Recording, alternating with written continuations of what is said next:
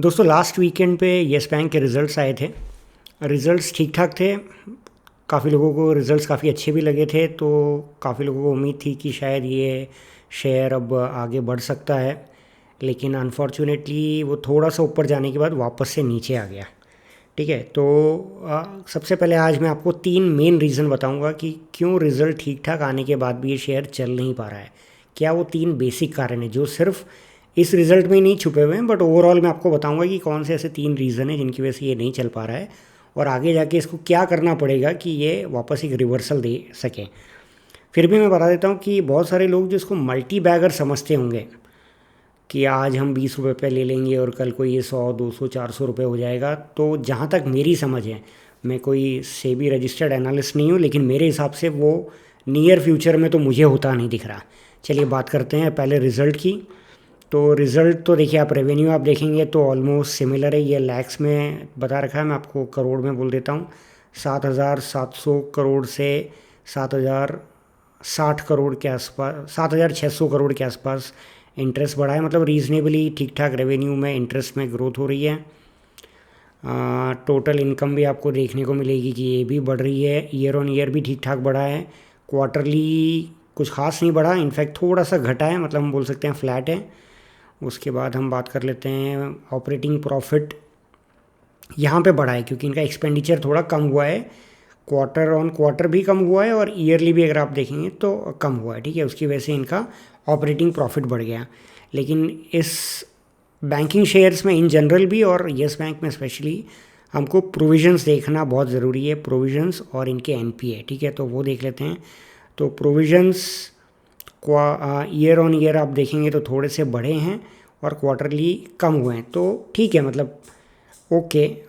इसके बाद हम बात करते हैं इनका नेट प्रॉफिट जो है वो डेफिनेटली बढ़ा है क्योंकि इनका एक्सपेंसेस कम हुए थे। ठीक है, एक्सपेंसेस भी कम हुए थे और प्रोविज़न ज़्यादा नहीं बढ़े। ठीक है, तो उस हिसाब से नेट प्रॉफिट ऐसे बढ़ा। तो आप जो वो सिर्फ नंबर न्यूज़ में जो देखेंगे ना कि इतने परसेंट प्रॉफिट बढ़ गया ईयर ऑन ईयर, वो ये है, तो वो बढ़ा है नो डाउट। बट आगे की प्रॉब्लम क्या है वो देखते हैं।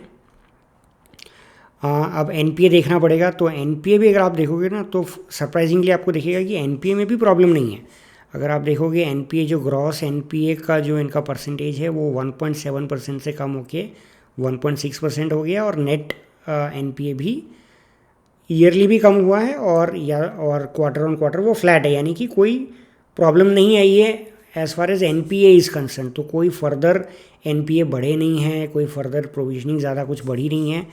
तो उसकी वजह से आप देखोगे तो इसका ये कहाँ गया इसका, हाँ ये ईपीएस भी आप देखो ईयर ऑन ईयर भी बढ़ा है बिकॉज ऑफ द प्रॉफिट्स और क्वार्टर ऑन क्वार्टर थोड़ा सा बढ़ा है। मतलब रीजनेबली ओके नंबर है। लेकिन अब इसमें प्रॉब्लम कहाँ है वो मैं आपको दिखाता हूँ। इसको हम स्क्रीनर पे लेके चलते हैं। ठीक है, तो ऊपर सब ठीक है। यहाँ पे मैं आपको पहले यहाँ दिखा रहा हूँ इसकी प्राइस। ठीक है, तो ये एक रेंज में, सबको पता है 15 रुपये से 20-25 रुपये के बीच में पिछले 3-4 साल से घूम रहा है। अब मैं आपको इसका पी रेशियो दिखाता हूँ। देखो यहाँ पे प्रॉब्लम है। इसका पी रेशियो 2023 के आसपास बहुत ज़्यादा एक्सपेंसिव हो गया था। ठीक है, 87 के आसपास चला गया था क्योंकि ये कंपनी अगर आप 5 साल जाके देखोगे ना तो इसका ईपीएस आपको यहाँ नेगेटिव में दिख रहा है और 3 साल में फाइनली इसने प्रॉफिट देना चालू किया। लेकिन जितना प्रॉफिट उसने दिया नहीं था उससे पहले पी भाग गया। ठीक है, तो पी बहुत ज़्यादा हो गया और अब जैसे जैसे इसका ईपीएस बढ़ रहा है तो पी अब कम होने लगा है। तो इसको अगर आप इन आइसोलेशन देखोगे तो लगेगा कि यार अब तो पी काफ़ी कम हो गया है, अब तो कम से कम प्राइस बढ़ना चाहिए। लेकिन ऐसा नहीं है। अभी मैं आपको नीचे दिखाता हूँ, इसके आप पीयर से कंपेयर करना।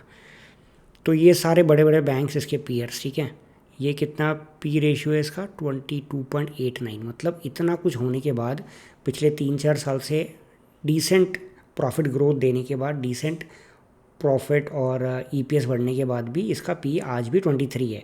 तो ये नहीं है कि ये सस्ता शेयर है कोई आज की डेट में। तो आपका जो आईसीआईसीआई जो सबसे अच्छा ग्रोथ दे रहा है पिछले 3 साल से लगातार, if I am not wrong शायद एक भी क्वार्टर में उसने ख़राब परफॉर्म नहीं किया है पिछले 2-3 सालों में, उसके बाद भी उसका पी रेशियो 19.88 है और इसका 22.89। तो सिर्फ शेयर की वैल्यू वो 400 रुपये से 20 रुपये पे आ गया तो वो सस्ता हो गया, अब आगे जाके वो बढ़ जाएगा, ऐसा नहीं है। जब तक पी रेशियो देखिए आप, आज भी ये almost one of the top P ratio आज भी ये लेके चल रहा है इंडसइंड बैंक। तो इंडसइंड बैंक का आपको पता ही है उसके अपने क्या इशू हैं, लेकिन इन जनरल आप देखो तो ये सस्ता शेयर नहीं है। तो किसी भी तरीके से ये सोचना कि रिज़ल्ट अच्छे आते जा रहे हैं तो अब ये शेयर बहुत तेज़ी से बढ़ेगा, मुझे नहीं पता ये बढ़ेगा कि नहीं बढ़ेगा, लेकिन अनरियलिस्टिक एक्सपेक्टेशन तो बिल्कुल भी नहीं रख सकते इससे कि ये कल को 80, 90, 100, 200 रुपये हो जाएगा। ठीक है, ये पी रेशियो इसका एक सबसे बड़ा रीज़न था। दूसरा रीज़न अभी हम आगे जाके देखते हैं। हाँ देखिए, अभी इसका आप प्रॉफिट ग्रोथ देखो आप। ठीक है, प्रॉफिट ग्रोथ पिछले 3 साल में बहुत अच्छा हो रहा है, लेकिन कंपाउंड सेल्स ग्रोथ जो है वो आप over the period of time देखो। जितना ये स्टॉक प्राइस अब तो ये कम लग रहा है, लेकिन जितना पहले भाग गया था उसके कंपैरिजन में सेल्स इसने दिया नहीं। अगर ये का यही चीज़ आप दूसरे बड़े बैंक्स में देखोगे ना तो ये मच बेटर दिखेगा। तो ठीक है, पिछले 2-3 साल के रिजल्ट्स अच्छे आए, लेकिन ओवरऑल भी आप इसको देखोगे ना तो अभी भी प्रॉफिट ग्रोथ इसलिए अच्छा दिख रहा है ये 3-4 साल में क्योंकि ये ज़ीरो से चालू किया है इसने। नेगेटिव में प्रॉफिट चला गया था तो वहाँ से आप ग्रो करोगे तो अच्छा ही दिखेगा, लेकिन ओवरऑल उतना अच्छा है नहीं। और फिर आप नीचे आते हैं, इसका शेयर होल्डिंग पैटर्न भी आप देखोगे ना तो एक प्रॉब्लम यहाँ भी आ रहा है कि जब ये बैंक डूबने लगा था तो गवर्नमेंट ने इसको SBI और LIC और जितनी भी गवर्नमेंट एजेंसी है उनको हेल्प करने का रिक्वेस्ट किया, जिन्होंने हेल्प भी किया। बट अब वो धीरे धीरे अपना स्टेक बेचना चालू कर रहे हैं, धीरे धीरे ही कर रहे हैं लेकिन कर रहे हैं। तो जैसे जैसे वो अपना स्टेक जब तक वो नॉर्मलाइज नहीं हो जाता, या तो वो स्टेक बेचना रोक दें, उन्हें भी लगे कि पोटेंशियल है कंपनी में और जो है वो ना बेचें। तो जब जब भी DII स्पेशली SBI LIC ये जब जब अपना स्टेक बेचेंगे ना तो उसको थोड़ा प्रॉब्लम आ सकता है। देखिए 30% इसका स्टेक था सितंबर 22 में, जो आज घट के 23.96 हो गया है। तो पिछले कुछ टाइम से देखो बहुत स्लोली घट रहा है, बट फिर भी घट रहा है। ठीक है, तो जब तक ये कॉन्फिडेंस नहीं देता है अपने शेयर होल्डर को तब तक ये भी एक इशू रहेगा इसका। अब मैं आपको इसको एक क्विकली इसका चार्ट पे भी दिखा देता हूँ। देखिए ये जो टेक्निकल चार्ट में देखने की कोशिश कर रहा था, तो पिछले 3 साल 4 साल में अगर आप देखोगे ना तो ये एक थोड़ा सा ऐसा लग रहा था, डेली चार्ट है, कि इसमें शायद ये इस वाली लाइन पे सपोर्ट लेने की कोशिश कर रहा है, लेकिन कहीं ना कहीं ये रिसेंटली उसको भी तोड़ दिया, तो अभी भी ये उसके आसपास ही है।